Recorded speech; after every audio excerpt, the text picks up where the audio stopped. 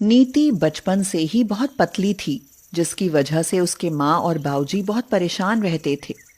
बेटी कुछ ढंग से खा लिया कर। सब कहते हैं कि तुम्हारी बेटी इतनी पतली क्यों है।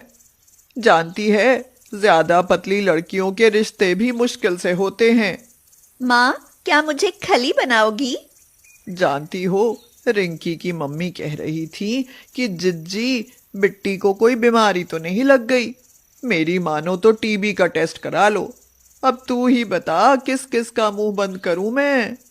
आप उनसे बोल देती कि टीबी हो हमारे दुश्मनों को। हमारी बेटी बिल्कुल फिट है। मैं अभी जाती हूँ उनके पास और सुना कर आती हूँ। आपसे तो कुछ कहा नहीं जाता। अरे बाबा, माफ कर और यहीं बैठ। बस थोड़ा अपने खाने पीने का ख्याल रख, समझी ना। दुनिया से वकालत करनी छोड़। समय बीतता गया। नीति के लिए रिश्ते आने लगे, लेकिन नीति का शरीर देखकर सब उसे रिजेक्ट करके चले जाते थे। नीति, तेरे बाबूजी बहुत परेशान हैं। कुछ दिन दूध घी अच्छे से खा, 1 महीने में ही तगड़ी हो जाएगी। हाँ माँ, आप जानती हो ना, दूध पीते ही मेरा पेट खराब हो जाता है। और घी, उसकी तो महक से ही मेरे सिर में दर्द हो जाता है। एक रात उसने देखा कि उसकी माँ और बाबूजी रात के 2 बजे बैठे हुए उसकी चिंता कर रहे हैं। उस दिन कॉलेज में नीति बहुत उदास बैठी हुई थी। उसे उदास देखकर कॉलेज के एक लड़के अंकित ने पूछा, नीति, क्या हुआ? आज तुम्हारा चेहरा बहुत उतरा हुआ है। कुछ हुआ है क्या? नीति रो पड़ी। वह बोली, अंकित, मैं पतली हूं तो इसमें मेरा क्या कसूर? हर दूसरे तीसरे दिन लड़के वाले आते हैं और मुझे रिजेक्ट कर जाते हैं।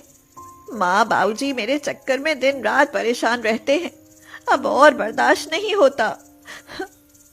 अंकित ने उससे पूछा, क्या तुम मुझसे शादी करोगी? तो नीति हैरान होकर पूछती है, ये क्या कह रहे हो अंकित? दरअसल नीति, मैं बहुत दिनों से तुमसे अपनी दिल की बात कहना चाहता था, मगर आज तुम्हें परेशान देखकर खुद को कहने से रोक नहीं पाया। मैं तुमसे बहुत प्यार करता हूं। बोलो, क्या मुझसे शादी करोगी? लेकिन मैं तो बहुत पतली हूँ। क्या तुम्हारे परिवार वाले इस शादी के लिए मानेंगे? अरे वो तुम मेरे ऊपर छोड़ो, लेकिन पहले तुम हाँ तो करो। नीति ने शादी के लिए हाँ कर दी। वैसे भी नीति के पतले होने के कारण उसका रिश्ता नहीं हो रहा था। अंकित की बात सुनकर नीति की माँ और बाबूजी भी मान गए। अंकित की माँ संगीता इस शादी से राजी नहीं थी। फिर भी अंकित की जिद के कारण उन दोनों की शादी धूमधाम से करा दी गई। जब नीति दुल्हन बनकर आई तो पड़ोसन बोली, संगीता, तुम्हारी बहू तो बहुत सुंदर है, लेकिन बहुत पतली है। नजर का टीका लगा देना, कहीं नजर न लग जाए। अरे, कैसे नजर लगेगी? देखने में कुपोषण का शिकार लगती है। तेज हवा चले तो उड़ जाए। मुझे क्या पता था कि इतनी पतली बहू आएगी। शादी, पग फेरा, मुंह दिखाई, सारी रस्में गुजर गईं। अब नीति को ससुराल की जिम्मेदारी निभानी थी। नीति कहती है, माँ जी, ये लो चाय। तो संगीता ने गुस्से से कहा, नहीं पीनी मुझे तेरे हाथ की चाय। लेकिन क्यों माँ जी? मैं आपकी बहू हूँ। मेरी बहू नहीं, तुम सिर्फ अंकित की पत्नी हो। हाँ, पता नहीं कितनी बीमारियां तेरे घर वालों ने मेरे बेटे के सिर थोप दी, वरना इतना पतला कौन होता है। मैं तो इस शादी को कभी नहीं मानूंगी। माँ जी, मेरे पतले होने से क्या फर्क पड़ता है? मैं बिल्कुल फिट हूँ, मुझे कोई बीमारी नहीं है। आप चाहें तो मेरे टेस्ट करा कर देख सकती हैं। जाओ, ले जाओ अपनी चाय। मुझे ज्यादा भाषण मत दो। और ये क्या पहना है नीति? खबरदार आज के बाद सलवार कुर्ता पहने तो। लेकिन इनमें क्या बुराई है माँ जी? आजकल तो सब पहनते हैं। सबका और अपना शरीर देखा है? लगता है जैसे मसान का दुख लेकर आई हो। खेत में लकड़ी के ऊपर पुतले बने देखे हैं? बिल्कुल वैसी लग रही हो। माँ जी, जब मैं इतनी बुरी लगती हूँ तो अपने बेटे की मुझसे शादी ही क्यों की? तुम मेरी नहीं, अंकित की पसंद हो। नीति बहुत दुखी रहने लगी। अंकित, मैंने माँ जी को खुश रखने के सभी जतन कर लिए, मगर वो तो मुझे इस घर में देखना ही नहीं चाहती। तुम अपना फर्ज निभाती रहो, देखना एक दिन माँ अपने आप मान जाएंगी। एक दिन नीति ने संगीता को अपनी बेटी लता से फोन पर बात करते हुए सुना। अब क्या होगा बेटी, इतने पैसे मेरे पास भी नहीं है।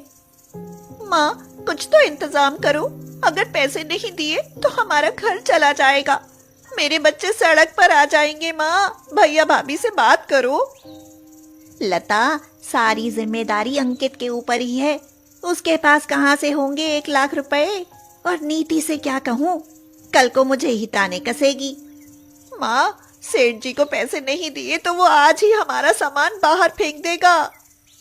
बेटी, मैं ये बात किसी से नहीं कह सकती कि मेरे दामाद ने जुआ खेलने में घर गिरवी रख दिया। नीति ये सब सुनकर दंग रह गई। वह सीधे लता के घर पहुंची। लता नीति के गले लगकर रोने लगी। दीदी, चुप हो जाइए, मैं आपके साथ कुछ गलत नहीं होने दूंगी। और जीजा जी, आपको शर्म आनी चाहिए कि आपने जुए के चक्कर में अपने बच्चों का भविष्य बर्बाद कर दिया। मुझे मेरी गलती का एहसास हो गया है, बस इस बार मेरा घर बचा लो, आगे ऐसी गलती फिर मैं कभी नहीं करूंगा। चलो, मुझे सेठ जी के पास लेकर चलो। वो सेठ जी के पास पहुंचे। नीति ने कहा, सेठ जी, लेकिन जीजा जी ने आपसे कितने पैसे लिए थे? अरे 25,000 लिए थे, और घर तो जुए में हारा है मुझसे।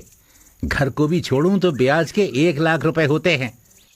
मैंने आपकी ना वीडियो बना ली है, जिससे साबित होता है कि आपने इनसे जुए में इनका घर छीना है, और जुआ खेलना गैर कानूनी है।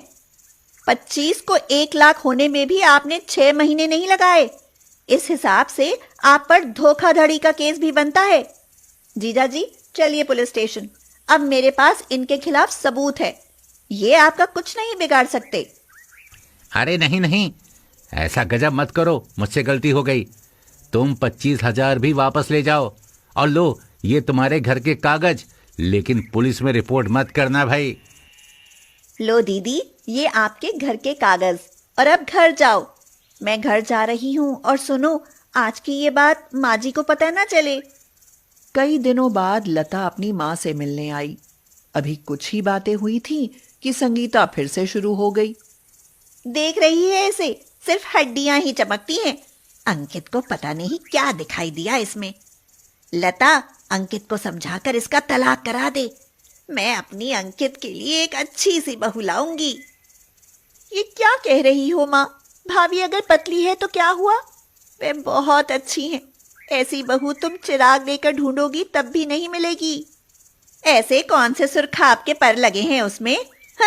मुझे तो लगता है तुम पर भी जादू चल गया है उसका। हाँ माँ, वो है ही ऐसी कि किसी पर भी अपना जादू चला दें। लता ने अपनी माँ को सारी घटना बताई। संगीता की आंखों से आंसू बहने लगे। तभी उसने देखा कि नीति भी खड़ी हुई उनकी सारी बातें सुन रही है। संगीता बोली, नीति, तुमने मेरी बेटी का घर उजड़ने से बचा लिया, मेरी दामाद की भी आंखें खोल दी, और मैं हमेशा तुम्हें गैर समझती रही। माँ जी, आपने मुझे बहू समझा ही कब था? मेरी अक्ल पर पत्थर पड़ गए थे जो मैं हीरे की पहचान नहीं कर पाई। मुझे माफ कर दो बहू। माँ जी, माफी मांगकर आप मुझे शर्मिंदा ना करें, आप मेरी सास हैं। लेकिन तुम मेरी बहू नहीं हो। अंकित, इधर आओ बेटा। मैंने तुम्हारी शादी को कभी नहीं माना, लेकिन आज मैं पूरे दिल से नीति को तुम्हारी पत्नी और अपनी बहू स्वीकार करती हूँ। अब तो खुश हो ना बहू? हाँ माँ जी, मैं आज बहुत खुश हूँ। सही मायने में आपकी पतली बहू की शादी तो आज हुई है, क्योंकि आज आपने पतली बहू को स्वीकार किया है। हाँ माँ, सच में आज हुई है आपकी पतली बहू की शादी। संगीता उनके सिर पर हाथ रखते हुए बोली, मेरे बच्चों, हमेशा सुखी रहो।